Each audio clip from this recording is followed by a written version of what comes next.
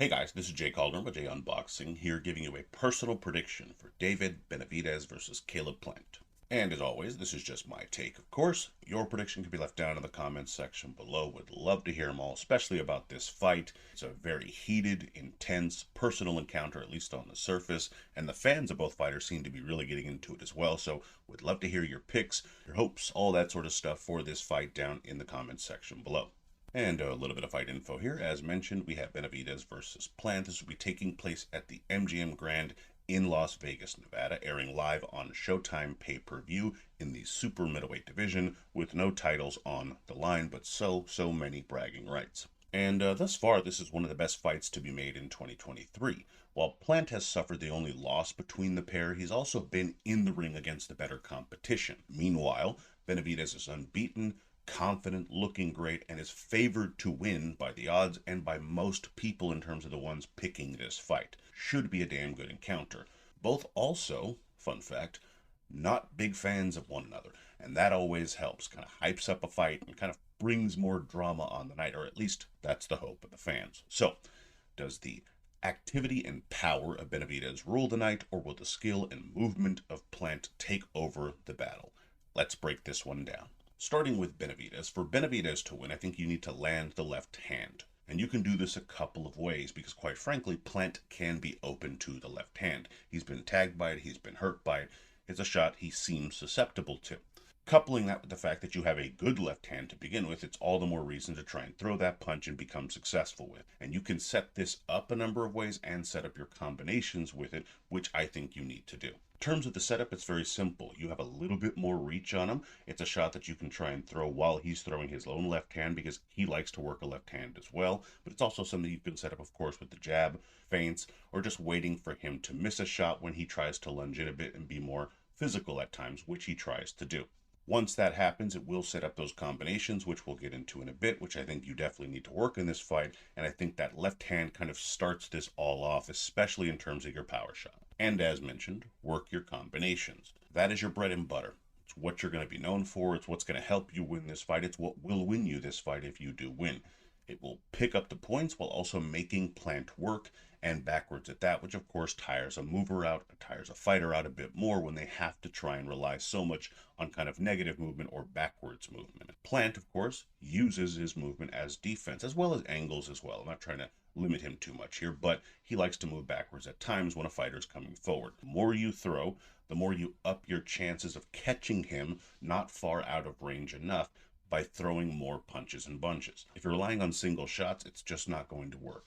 So the busier you are, the better the work rate is for you. I think the better you have in terms of chances of catching him and hurting him in this fight. And finally, I would say cut off the ring. As mentioned, Plant can be a bit of a mover. He also can pivot and give you angles as well. He's not just someone trying to run. I don't want to make it out to seem that. But in this fight against a busy fighter, he's going to look to try and move and control the action.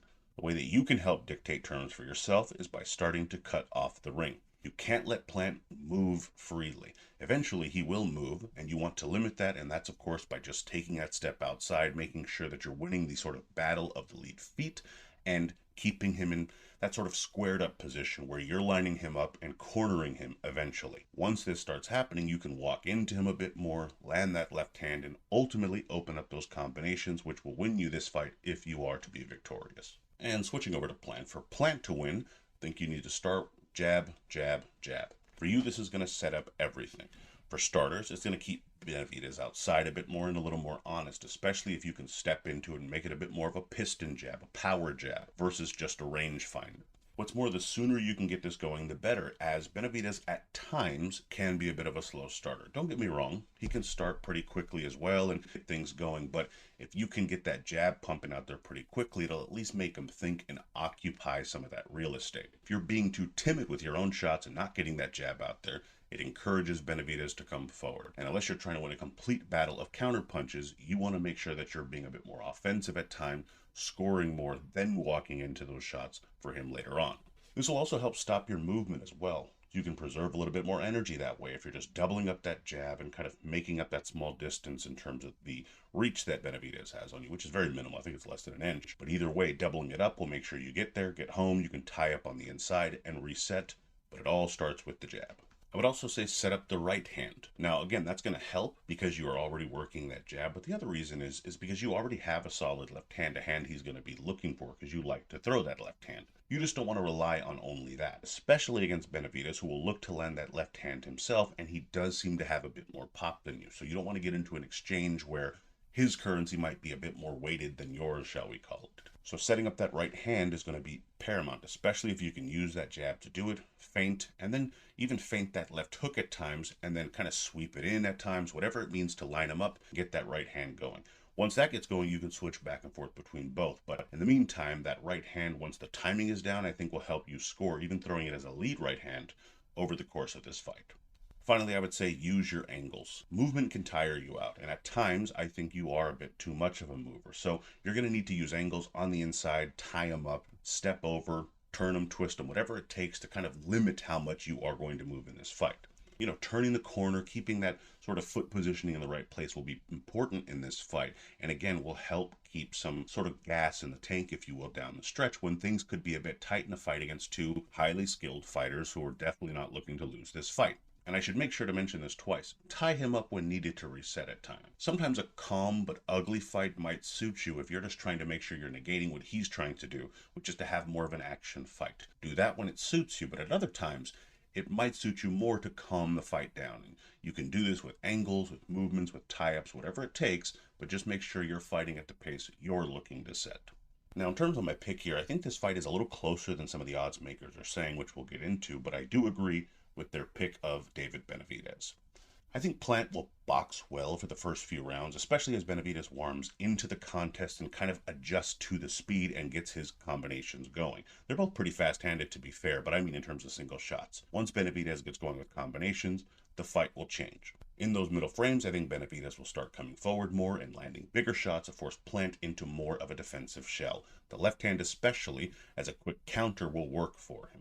Benavidez will continue coming forward with more telling blows, backing Plant up, and maybe stunning him a few times, perhaps even putting him on his backside. However, I do think Plant survived. In the end, the later overall action of Benavidez will be enough for the decision. Winner, Benavidez via split or majority decision. Now, in terms of the betting odds here, Benavidez, as mentioned, is a decent favorite in a fight that I think is more of a pick-em. He's coming in at a minus 360, with Plant coming in at a plus 255.